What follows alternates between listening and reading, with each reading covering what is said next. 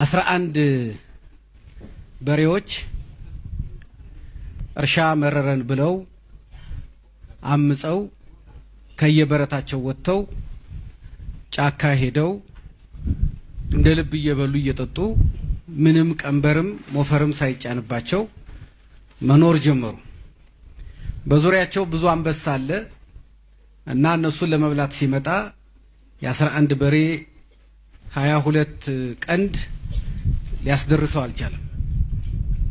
ሲተኙም ቀንዳቸውን ወደ ውጭ ጅራታቸውን ወደ ውስጥ አድርገው ዙሪያቸውን ከበው ስለሚተኙ ማንም እነሱን መድፈር አልቻለም እና እነዛን የመሰሉ በሬዎች እየወፈሩ እየደለቡ እየተመቻቸው ስራ የለ መከራ የለ ችግር የለ ሲኖሩ አንበሳው ጅቡ ነብሩ ደግሞ መብላት ፈለገ። ግን አንድ ሆነው ገጥመው አላስቀምጥ አሏቸው። በዚህ የተነሳ አንበሶቹ አንድ ምክር ተማከሩ። እነሱን አንድ ላይ ሆነው አንዳቸውንም ማግኘት አንችልም፣ ያለን አማራጭ ነጣጥሎ መምታት ነው ይሉና አንድ ቀን አንደኛውን በሬ እኛኮ ማታ ማታ የምናስቸግራችሁ ይሄ መሐላችሁ ያለው ነጭ በሬ በጨረቃ ጎልቶ ስለሚታይ እሱን እያየን ነው። እሱ ከናንተ ቢወጣ የሚያንጸባርቅም በሬ ስለሌለ እንደ ልብ ትኖራላችሁ አሉት። በኋላ 10 ተመካከሩ። ለካ ይሄ ነጭ በሬ ነው በጨረቃ እያንጸባረቀ እኛን መከራ የሚያሳየን፣ እሱን አሳልፈን ሰተን ለምን በሰላም አንኖርም ብለው አንደኛውን ነጭ በሬ አስወገዱና 10 ቀሩ። አሁን የአንበሶቹ ስልት ሰራ ማለት ነው። ትንሽ ቆዩና ደግሞ መጡና ለምን እንደሆነ የምናስቸግራችሁ ታውቃላችሁ? ይሄ ዳልቻው በሬ ማታ ማታ ይሸታል፣ የሱ ጠረን እየሳበን ነው እንጂ እኮ እሱ ቢወገድ እናንተ በሰላም ነበር የምትኖሩት አሏቸው። 9 ተመካከሩና ደግሞ 10ኛውን አባረሩ።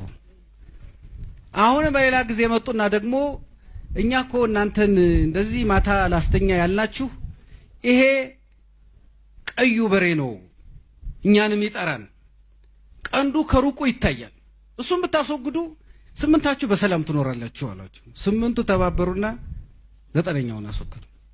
እንደዚህ ያሉ መጨረሻ አንድ በሬ ቀረ። እሱን ተባብረው አንበሶቹ በሉና ሁሉንም ጨረሷቸው። ይህንን የዚህ አካባቢ ሽማግሌዎች የሚተርቱት ተረት ነው። አንድ ከሆን ከተባበርን ከተሳሰርን ማንም አይነካን። አንዳችን ለሌላችን ወገን መሆን አቁመን አንዱ መነጠል ሲጀምር ግን ሁላችን እንሸነፋለን። የዛን ቀን እዚህ ያላችሁ የኢትዮጵያ ልጆች እናንተ ብቻ አይደላችሁም። በመላ ኢትዮጵያ ያለነው ኢትዮጵያውያን አንዳችን ለሌላችን መቆም ያቆምን ዕለት ነው የምንሸነፈው። በየትኛውም ቦታ ይሁን ያ ሰው በሰሜንም ይኑር በደቡብ በምዕራብም ይኑር በምስራቅ ቁጥሩ ትንሽም ይሁን ብዙ በታሪክ የሚታወቅም ይሁን የማይታወቅ ሚዲያ የዘገበለትም ይሁን ያልዘገበለት ኢትዮጵያዊ የተጠቃለት ሁላችንም ተጠቅተናል። ጠላት እየነጣጠለ ነው የሚመታን። እስከ ተባበርን ድረስ አንድ እስከሆን ድረስ እስከ ተሳሰርን ድረስ ጌጥነን።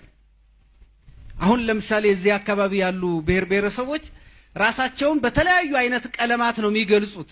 ልብሶቻቸው ይናገራሉ ከየት እንደሆኑ።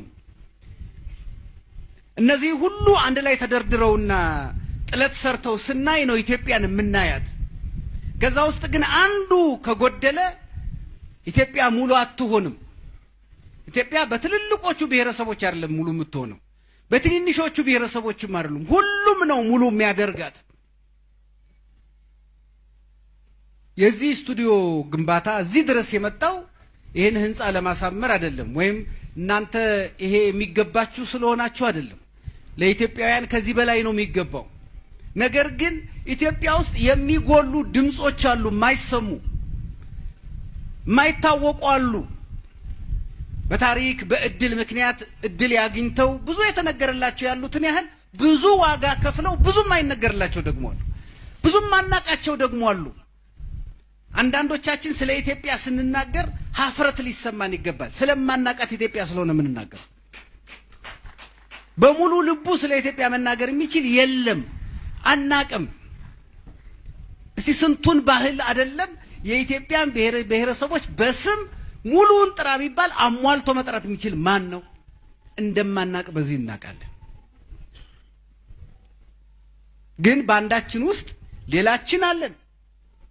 ብናቀውም ባናቀውም ያንዱን ልብስ እንለብሳለን፣ ያንዱን ምግብ እንበላለን፣ ባንዱ ስም እንጠራለን። ከሁሉም በላይ ደግሞ ለኢትዮጵያ በከፈልነው መስዋዕትነት አንድ እንሆናለን።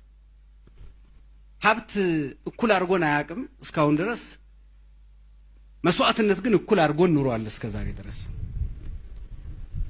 ስለዚህ ከዚህ አካባቢ ህዝብ የምንማረው ቅድም እኒያ ሽማግሌ አባት በጥሩ መንገድ እንደገለጹት የአንድ አያት ልጆች 12 ወልደው 32 ደግሞ የልጅ ልጆች ወልደን በፍቅርና በሰላም አንድ ቤተሰብ ሆነን እየኖርን ነው እንዳሉት እንደዛ ብቻ ሳይሆን መላ ኢትዮጵያ ያሉ 70-80 ብሔረሰቦች የአንድ አያት ልጆች ነን።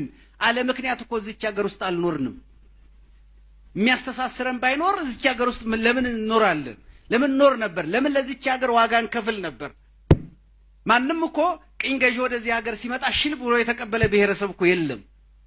ማንም እኮ በጣሊያን ወረራ ጊዜ አዎ ጣሊያን መውረር አለበት ብሎ የተቀበለ እኮ የለም። ለምን ሁላችንም እምቢ አለ? የሆነ በደማችን ውስጥ አንድ የሚያስተሳስረን ነገር አለ፣ አንድ የሚያደርገን ነገር አለ። እነዚህ ነገሮች መነገር አለባቸውና እኔ ለዚህ አካባቢ የሀገር ሽማግሌ እናቶችና አባቶች ነው አሁን አደራ ማለት የምፈልገው። ቅረቡና ንገሩን ኢትዮጵያ ማን እንደምትመስል፣ ኢትዮጵያ ምን እንደነበረች፣ ኢትዮጵያ ምን እንደሆነች፣ ኢትዮጵያ ደግሞ ወዴት እየሄደች እንደሆነ ተናገሩ። እናንተ ዝም ባላችሁ ቁጥር ብዙ ወሬኛ ብዙ አጥፊ እድል እያገኘ ነው። ይሄ ዘመን ካልተናገረ አንድ ሰው የለም የሚባልበት ዘመን ነው። ካልተናገረ የለም ማለት ነው የሚባልበት ዘመን ነው። እንደ ድሮ ዝምታ ወርቅ ነው የሚባልበት ዘመን አልፏል። አሁን ዝምታ ጠጠርም አይደለም እንኳን ወርቅ ሊሆን። አሁን መናገር ነው ወርቅ፣ መግለጽ ነው ወርቅ፣ ማሳወቅ ነው ወርቅ። አሁን ዝምታ አይደለም ወርቅ። ዝም ያለ ሰው እንደሌለ ነው የሚቆጠረው። በሰሜን ያሉ ህዝቦች ምን ይላሉ? ዝምታ ለበግም አልበጃት፣ አንድ 12ቱና አንድ ነብር ፈጃት ይላሉ። ዝምታ አሁን ለማንም አይጠቅም። መናገር አለብን፣ መግለጽ አለብን፣ ምናቀውን ለትውልድ ማሳወቅ አለብን። ለሌላው አካባቢ ህዝብ ጮክ ብለን መናገር መቻል አለብን። ለዚህ ነው ይሄ ስቱዲዮ የሚጠቅመው ከምንም ነገር በላይና የሀገር ሽማግሌዎች፣ እናቶች፣ አባቶች፣ የሃይማኖት መሪዎች፣ ወጣቶች፣ ሴቶች ኢትዮጵያ ምን እንደነበረች፣ ለኢትዮጵያ ምን ዋጋ እንደተከፈለ፣ ኢትዮጵያ ምን እንደሚያስፈልጋት፣ ኢትዮጵያ ሌሎች ማናቃቸው በጣም ብዙዎች ጭምር እንደሆኑ በሚያሳውቅ ሁኔታ እንድትናገሩ ነው እኔ አደራ የምለው። ይሄንን ካልተጠቀማችሁበት ቅድም ዶክተር ቢቂላ እንዳለው ህንጻ ነው፣ ስቱዲዮ ነው፣ ማይክ ነው፣ ካሜራ ነው፣ አይናገርም እሱ።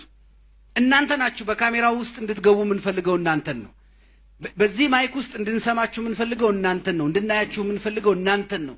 እናንተ ዝም ባላችሁ ቁጥር ግን ስለ እናንተ የማያውቁት ብዙ ሰዎች እየተናገሩ የማይሆን ነገር እየሰማን ነው። ትውልዱ እየታታለለ ያለው ሳይሰማ ቀርቶ አይደለም፣ የማይሆን ነገር ስለሚሰማ ነው፣ የማይሆን ነገር ስለሚያይ ነው። ስለዚህ ይሄን እድል እንድትጠቀሙ ነው በጣም አደራ ምለው። አመሰግናለሁ።